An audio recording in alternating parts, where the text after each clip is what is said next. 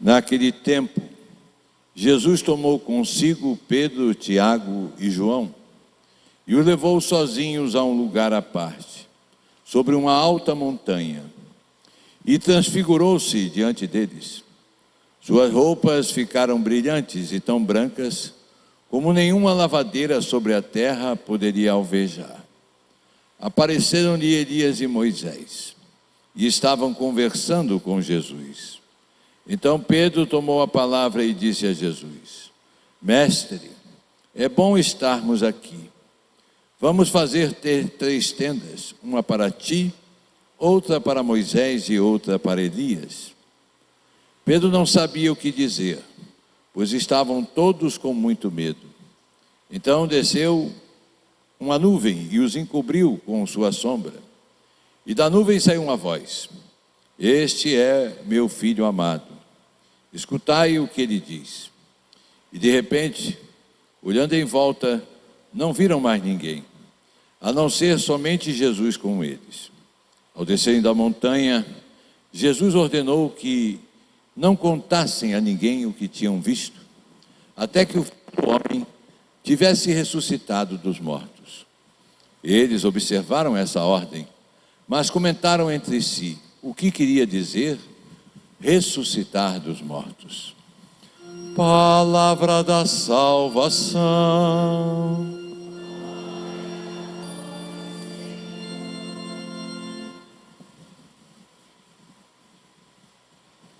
Meus caros irmãos, a liturgia da palavra deste segundo domingo da Quaresma nos manifesta o mistério pascal.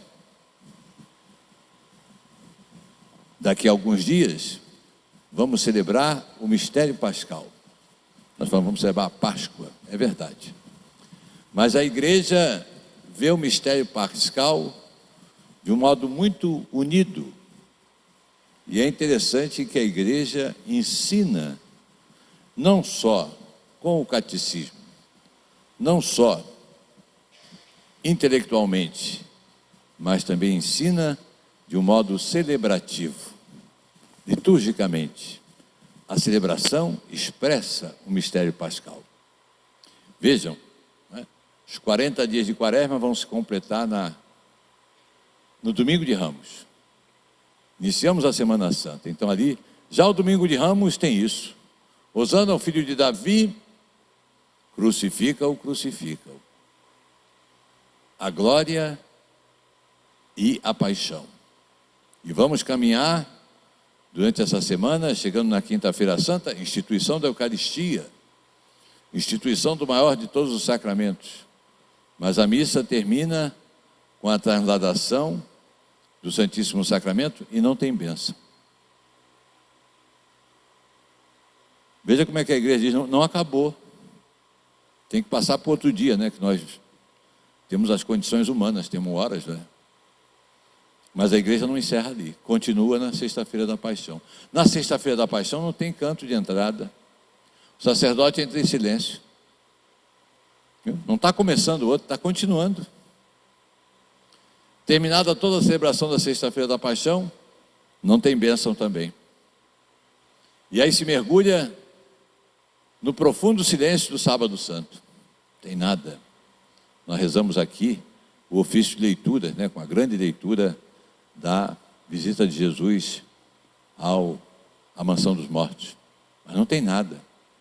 E vai voltar, aí sim, no domingo de Páscoa. Que o Sábado Santo à noite já é domingo de Páscoa, não é mais Sábado Santo. É domingo. As vésperas já são domingo. Então todo esse mistério que hoje aqui nessa liturgia se apresenta.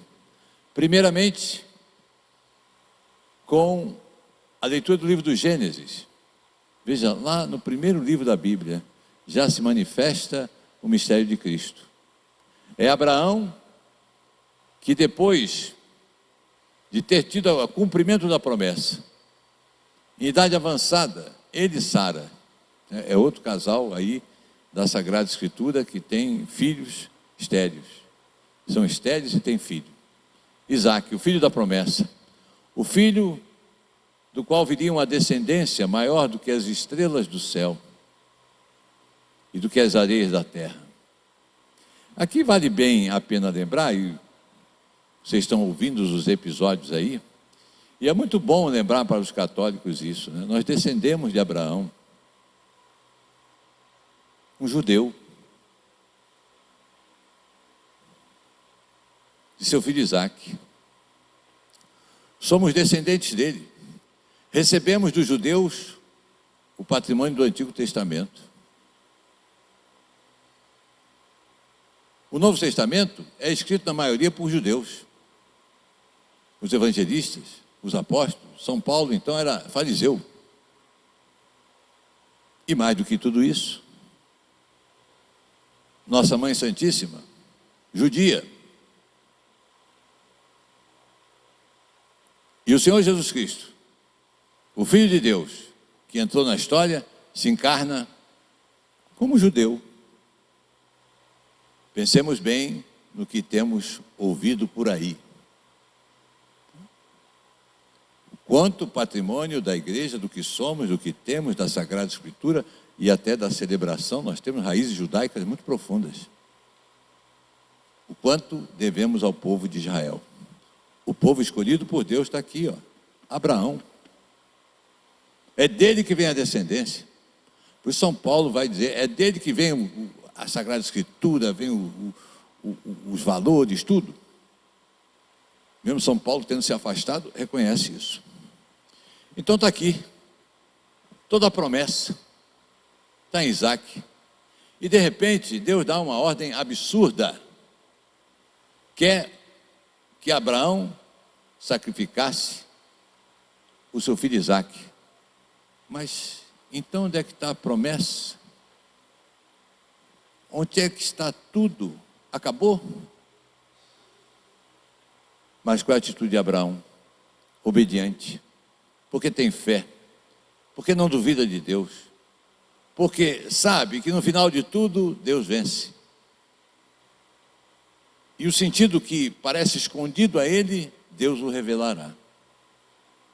Então imaginem, né? O trecho aqui não é completo, né? Porque não dá para ler tudo também na celebração, mas quando Abraão vai subindo com Isaque, ele deixa os empregados a um certo ponto.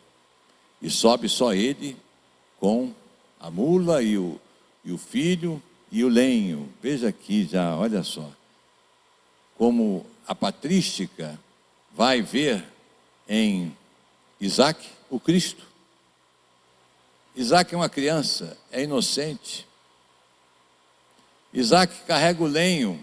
Que lenho? O lenho do próprio sacrifício. Como Cristo há de carregar a sua cruz. O lenho do seu sacrifício. E ele vai dizer ao pai, temos aqui o lenho, o facão, tudo, mas onde está a vítima? E aí a resposta cheia de fé de Abraão, Deus proverá. E Deus proveu mesmo. Quando chegam no lugar do sacrifício, coloca-o para sacrificar, levanta o cutelo, e aí o anjo do Senhor, que muitas vezes na Escritura, quando se fala do anjo do Senhor, é o próprio Senhor, como aqui neste caso. Já vi que não me negaste a fé.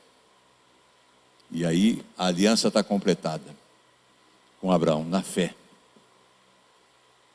Ali está. E é isso aí, Isaque é a figura de Cristo. E Deus providencia um cordeiro, né? Veja, tudo imagem de Jesus, o cordeiro sem mancha, né? A perfeição. E o cordeiro é sacrificado e Isaque é poupado. Cristo não é poupado, mas vencerá a morte, passando pela morte. E é isso que se manifesta no Evangelho. A transfiguração. Jesus sobe ao monte com 3 discípulos, Pedro, Tiago e João. Esses 3 discípulos testemunharam de perto outros momentos de Jesus, como a ressurreição da filha de Lázaro, aqui, o Tabor, e eles estarão em outro monte, o Monte das Oliveiras. Lá no Monte das Oliveiras, eles também estarão presentes. Aqui, Jesus se transfigura, é a glória, e ainda tem diante de si Moisés e Elias. Moisés, que representa a lei, Elias, o profeta. Então é o Antigo Testamento que está a dizer: chegou a hora. Tudo que nós falamos se realiza aqui, é nele, é o Messias. Pronto. E Jesus se transfigura. E este é um momento bom para estar, como vai dizer São Pedro. É bom estarmos aqui. Vamos fazer uma tenda para o Senhor, outra para Moisés, outra para Elias, porque... E nós não precisamos nada não, nós ficamos por aqui mesmo. Está tão bom o negócio. Porque é bom estar ali. Mas vai chegar aquele monte, no qual não vai ser bom estar, que é o Monte das Oliveiras. Que é a agonia de Jesus, que pede que vigiem com ele 1 hora, mas nem isso são capazes. O sono, como diz o Evangelho, seus olhos estavam pesados de sono, e não podem vigiar, porque ali não é bom estar, ali não é agradável. E toda a tradição entendeu que a transfiguração de Jesus prepara para um outro monte, para um outro episódio importantíssimo. Mas é o da dificuldade, é o da paixão. É bom estarmos aqui, lá não é bom estar. Tanto que não é bom estar que todo mundo se mandou. E Cristo ficou sozinho. Então, aqui está o sentido desta transfiguração do Senhor, que mostra a sua glória, porque ele há de mostrar o escândalo da cruz. É São Paulo que diz: eu vos prego Cristo e Cristo crucificado. Hoje ninguém quer pregar Cristo crucificado. Hoje ninguém quer penitência. Hoje todo mundo quer bem-estar. Hoje ninguém quer jejum. Ninguém quer dificuldade. Nem trabalhar querem mais. Tem até a propaganda, né? Imagine só se tivesse menos alarme, né? E bum, piscina, né? Só quer o bem bom. Mas nós temos que comer. Para comer tem que trabalhar. Para comer tem que ter quem plante. Não vai ter. Então não é bom estar ali. Nós queremos o conforto. E mais uma vez repito, não é? Se queremos chegar ao domingo da ressurreição, temos que passar pela sexta-feira da paixão. Eu acho que muitos gostariam já de pular, né? Pum, já chegar na Páscoa. Aliás, se diz, né? Carnaval o ano inteiro. Isso que é bom. É o espírito de hoje. É o espírito do nosso tempo. Mas é por isso que a igreja todos os anos celebra a Quaresma. Caminhamos para a Páscoa, para a vitória de Cristo, mas tem que passar pela Quaresma. Tem que passar pelo Domingo de Ramos, essa mistura de glória, Hosana, filho de Davi, crucifica-o. São 2 evangelhos, na porta da igreja, Hosana, filho de Davi. Depois é o da paixão, crucifica-o, mas é o mesmo povo. Hosana, filho de Davi, olha que na festa todo mundo está bem, né? Depois o negócio, o caldo engrossou, crucifica-o. E é tão solene isso porque nós repetimos isso. Nós repetimos nas nossas vidas com os nossos pecados. E também foi por nós que Jesus foi ao patíbulo da cruz. Foi por nós também. Eu tenho a minha participação lá naquele cravo, nas mãos de Jesus, nos pés, a lança que o atravessa, a morte que ele tem que passar.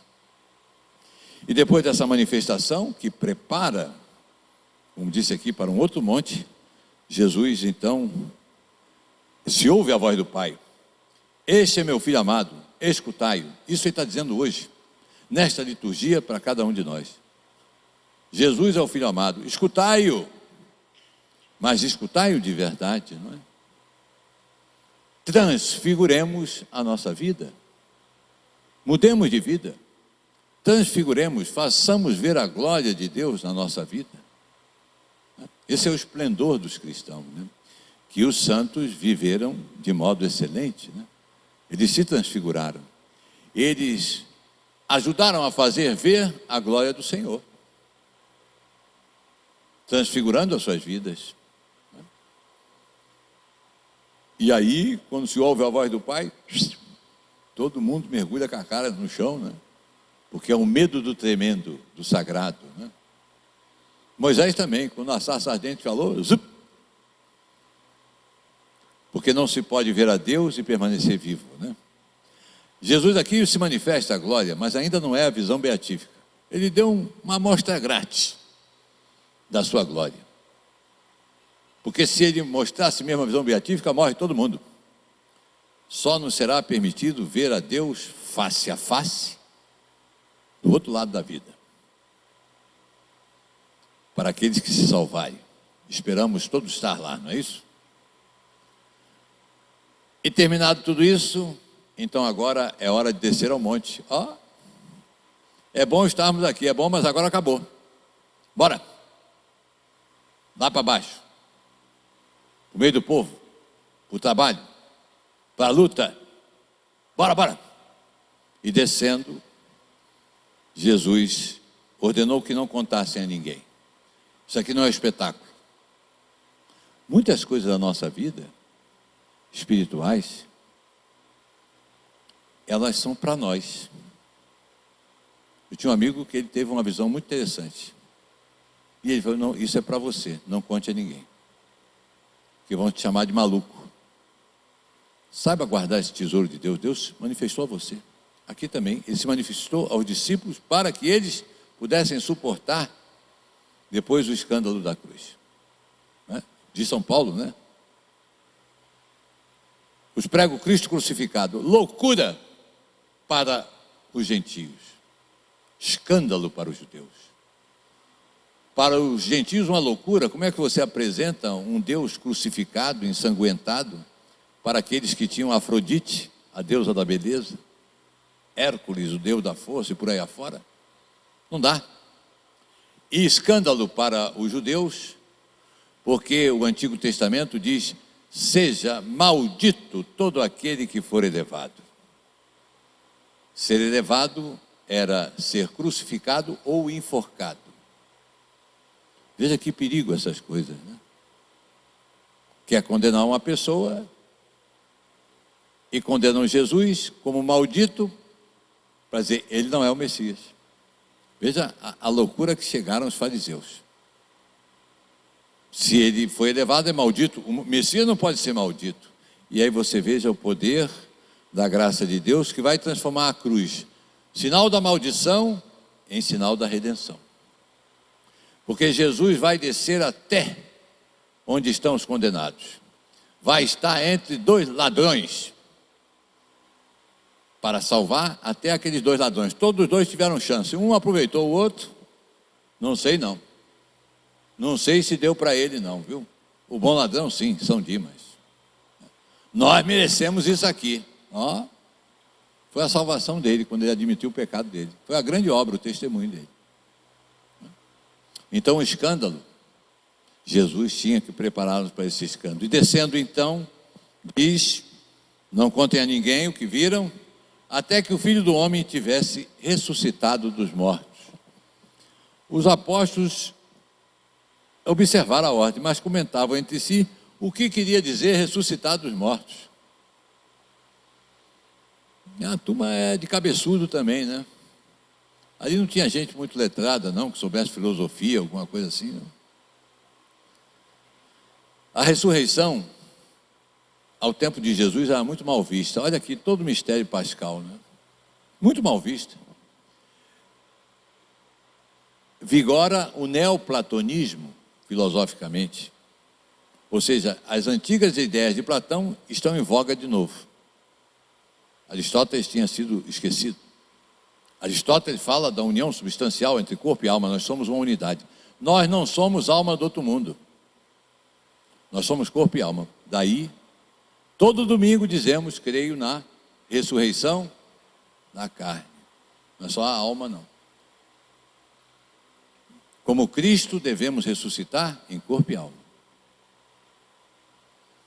Então, não digam a ninguém, não é? E pensavam o que era ressuscitar dos mortos. Isso aqui é uma das provas veladas da ressurreição do Senhor. Porque eles não sabiam nem que era a ressurreição. Como é que eles iam inventar o fato que Jesus ressuscitou? Percebe? E mais ainda, a ressurreição era repugnante, porque Platão havia ensinado que o corpo é o cárcere da alma. Então é preciso libertar-se do corpo. O corpo é mau, a alma é boa.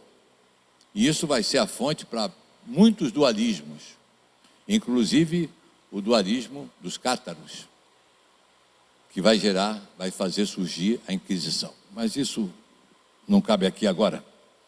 Então, se perguntavam o que era a ressurreição dos mortos. Jesus vai ensinar ressuscitando.